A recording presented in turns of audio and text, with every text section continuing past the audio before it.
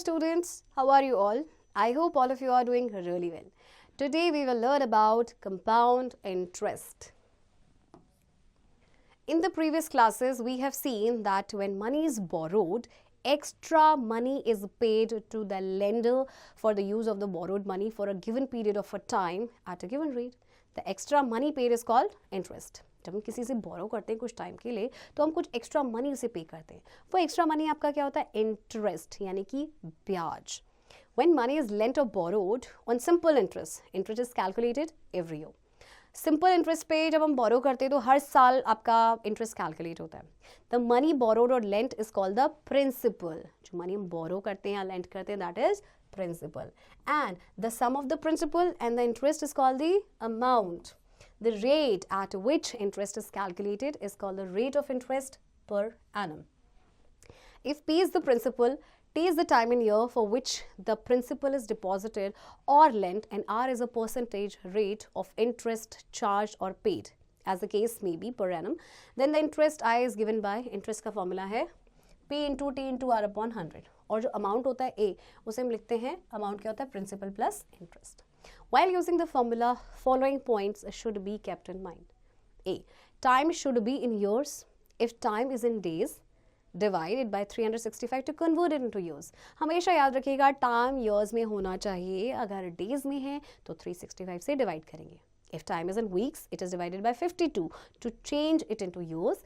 And if time is in months, then divided by 12 to change it into years. Right? B.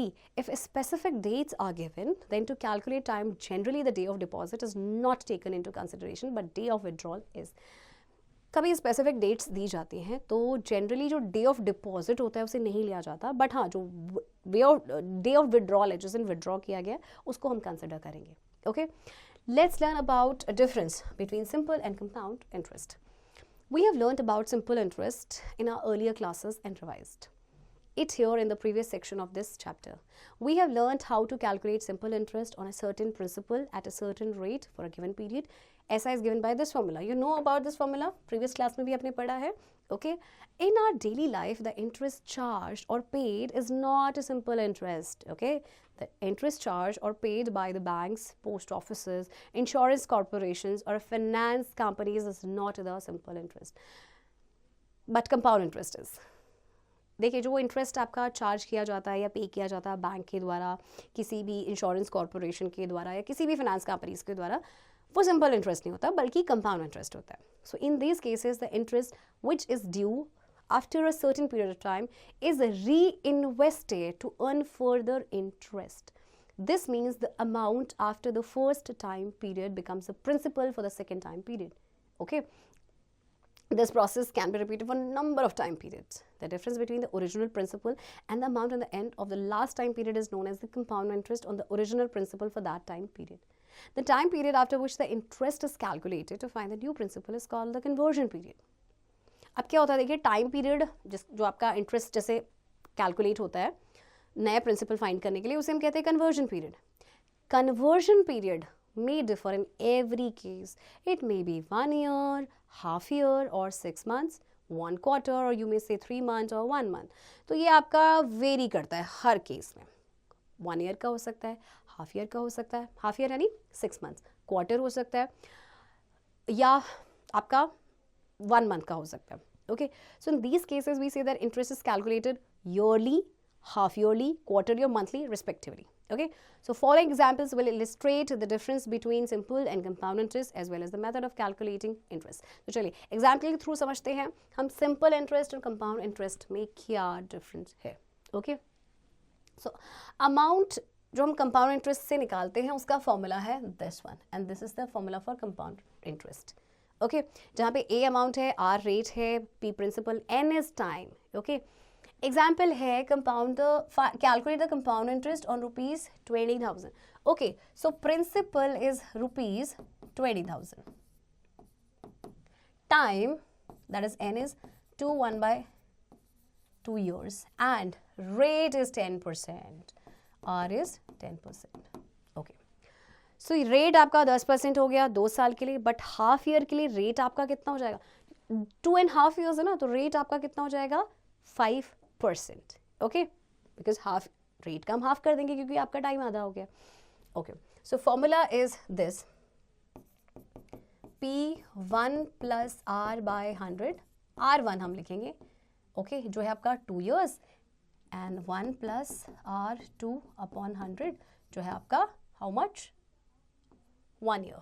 Okay, now principal is 20,000. 1 plus rate is 10% upon 100, 2, and 1 plus 5 by 100 for 1 year. Okay. So 20,000, ये आपका हो जाएगा 11 by 10 square into 21 by 20. Okay, अब इसे हम open करेंगे. 11 by 10 into 11 by 10 into 21 by 20. Okay, 1 2 3 zeros, 1 2 3 and 2 tens. Okay, so 10 into 121 into 21, ये आपके पास आ जाएगा टोटल रुपीज 25,410. ओके, ये आपके पास अमाउंट है, but we have to find the compound interest. Compound interest का फॉर्मूला क्या है, अमाउंट माइनस प्रिंसिपल. सो जो अमाउंट आपके पास आया उसमें से आप 20,000 को माइनस कर दीजिए, बिकॉज 20,000 प्रिंसिपल. सो 5,500 आपके पास क्या आ गया, कंपाउंड इंटरेस्ट. ओके बच्चों, सो इसी तरह से आपने सेकेंड एग्जाम्पल को भी करना है. Okay, using the formula. Example 3 देखते हैं. A sum of money amounts rupees 3,025 in 2 years at 10% per annum compounded annually. Find the principal. हमें principal find करना है, और ये है आपका amount, ये है आपका time, ये है rate. Okay, so formula amount is equals to principal 1 plus r upon 100 raised to the power n. Amount is how much, 3,225. Principal we don't know, principal we have to find. Okay, see rate आपका है 10% and time is how much, 2 years. Okay, ये आपका cancel हो जाएगा. 3,025 is equals to P 11 by 10 raise to the power 2. Okay, 325 P 11 का square होता है बच्चों 121, 10 का होता है 100. ओके, सो 325, ये 100 मल्टीप्लाई हो जाएगा एंड 121 डिवाइड हो जाएगा यहाँ के, एंड यहाँ से आपका निकलेगा प्रिंसिपल. ओके, अब आप क्या करेंगे, इसे कट कर सकते हैं 11 से, या चाहे तो आप नहीं भी अगर मल्टीप्लाई करना चाहते हैं तो 11 इंटू 11 भी आप लिख सकते हैं. ओके, सो ये 11 से कटेगा, 11 2s are 22, 8 remainder, 11 7s are 77 and 11 5s. Okay, फिर अगेन 11 से कटेगा, 11 2s are and 11 5s are. So 2,500 rupees. This is the principal. Okay बच्चों, सो प्रिंसिपल आपके पास आ गया 2,500. राइट, सो इसी तरह से आपने बाकी एग्जाम्पल्स की प्रैक्टिस करनी है. Okay, exercise is given over here, 7.1, do it yourself. Okay, next topic, when interest is compounded half yearly, that is semi-annually. In such case, interest is added to principal after each half year or after 6 months and considered as new principal. In this case, rate of interest becomes half and time becomes double. अच्छा देखिए, जब interest को आपने compound करना है half yearly या semi annually, ऐसे case में जो इंटरेस्ट है वो प्रिंसिपल में ऐड हो जाता है हर हाफ ईयर में. Okay, half year means 6 months में, और फिर वो उसको हम न्यू प्रिंसिपल कंसिडर करेंगे. तो ऐसे केस में जो रेट है वो हो जाता है हाफ, टाइम हो जाता है double. Okay, so half year rate is equals to r by 2% and time is 2n. Remember that. Okay, tips for calculation of interest half yearly, keeping the principal same, we reduce the rate of interest to half of the given annual rate of interest and double the given number of years. अगर आपको interest half yearly calculate करना है, ऐसे case में आपने rate of interest को reduce करना है हाफ में. रिमेंबर दैट, और टाइम को हम करेंगे डबल. ओके, चलिए एग्जाम्पल देखते हैं. अनीता ने बोरो किए 96,000 बैंक से स्कूटी खरीदने के लिए. ओके, अगर रेट ऑफ इंटरेस्ट था 8%, जो कि हाफ ईयरली कंपाउंड हुआ, तो कितना अमाउंट उसे पे करना पड़ेगा at the end of 2 years. क्या बोला गया बच्चों? Compounded half yearly. Okay, so principal पे कोई असर नहीं पड़ेगा, एज इट इज रहेगा. ओके, रेट इज 8%, लेकिन क्योंकि बोला गया है कंपाउंडेड हाफ ईयरली, सो आप 8 का क्या कर देंगे? हाफ, यानी कि 4%. And time is 2 years, but time को आप क्या करेंगे? टाइम बिकम्स डबल ना, सो 2 को मल्टीप्लाई कर देंगे, 4 years हो जाएगा. Okay, so this is the trick. Okay, उसके बाद आपने क्या करना है? फॉर्मूले पे पुट करना है, सेम फॉर्मूला चलेगा, बस रेट अब आपका 4% हो गया, टाइम आपका 4 years हो गया. Okay, next, when interest is compounded quarterly. In this case, interest is calculated after 3 months and added to principal. It means interest is calculated 4 times in a year. So rate of interest आपका क्या हो जाएगा? उसको क्योंकि वो quarterly हम उसे compound कर रहे हैं, okay, so rate of interest को हम 4 से डिवाइड करेंगे और टाइम आपका 4 गुना हो जाएगा. ओके, टिप्स क्या कहता है? For the quarterly calculation the rate is reduce to 1/4 and the number of years is made 4 times. Okay, याद रखिएगा. So example देखते हैं. Calculate the compound interest on rupees 31,250. So this is the principal, 31,250 at the rate of 16% compounded quarterly. So rate है 16%, इसको 4 से divide कर देंगे क्योंकि क्वार्टरली कंपाउंड करना है. Okay, so you will get 4%. And time जो है आपका था 9 months का.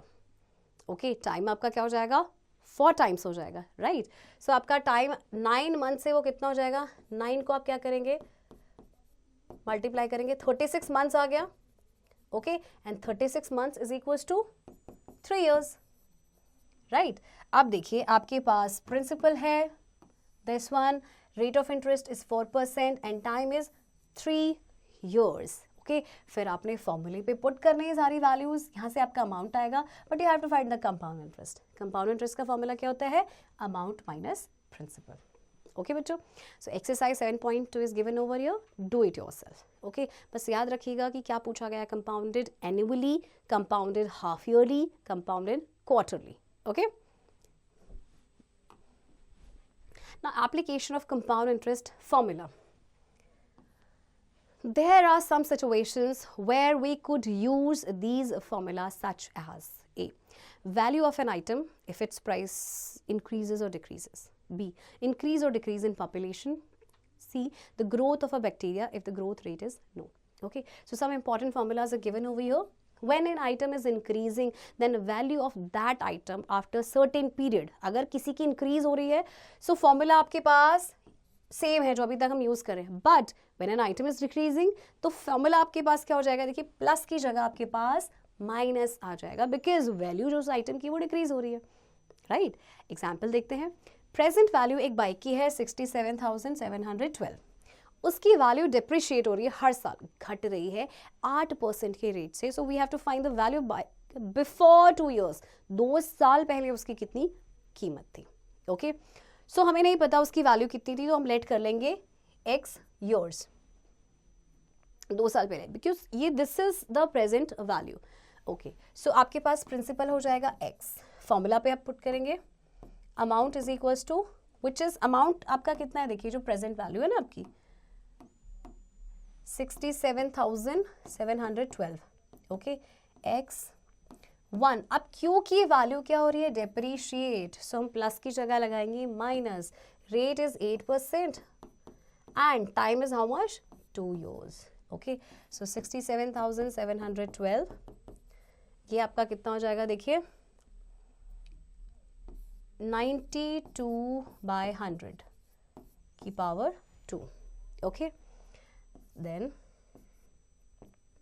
712 x is equals to 92 into 92 upon 100 into 100.